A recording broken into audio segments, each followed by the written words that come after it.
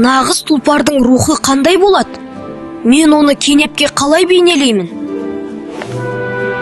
Балам, қағазға жан бітіру үшін алдымен оны жүрегіңмен сезінуің керек. Мен саған даладың ең ұлы тұлпары жайлы сыр шертейін. Бұл оқиғаның тамыры тым тереңде жатыр. Ол құлақ естіп, көз көрмеген жүйрік пен оның иесінің тағдыры. Арқада Ерейменді мекен еткен Керей руында Сағынайдың асы беріліп жатқан кез еді. Бұл жиынға талай мықтылар, небір бай манаптар мен шешендер жиналды. Бірақ жұрттың күткені бірақ нәрсе еді. Ол алты қонып алыс жерден келген Көкшетаудың дүлдүлі Ақан сері болатын. Маңайдан жан жүрмесін. Өзімнен таса қылмаңдар бұл жануарды.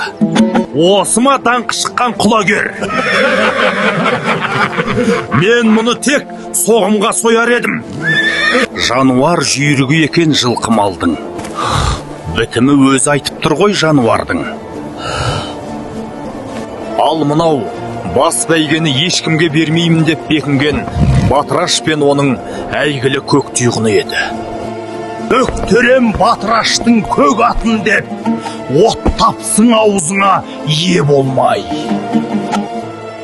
Көгіңді бөктермесем атым сенікі, шапса да әкең мініп байталына. Намыс оты тұтанды, арқаның елі тегіс ат ерттеп, ұлы бәйге басталғалы тұр еді.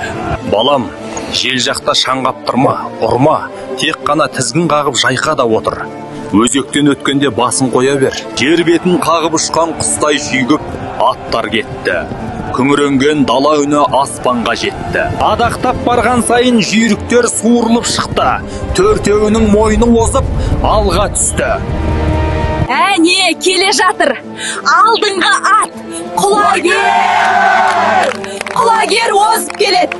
Бірақ қызғаныш пен кек адамды қандай соқырлыққа итермелейтінін кім білген? Құлагер жекпе-жекке жеткізбей, ұстай қалықтап келе жатқанда, көкөзектің жырасында қауіп төніп тұр еді. Бері шылбырыңды! Бұл сұрақтың жауабы даланың желі мен осы кітаптың парақтарында қалды балам. Оны өз жүрегіңмен оқып білуің керек. Қызғаныш құлатқан пырақ, әнмен өлмес ғұмыр тапқан тұлпар. Ілияс Жансүгіровтің құлагер поэмасын оқып, ұлы даланың жұмбағын бірге шешіңіз.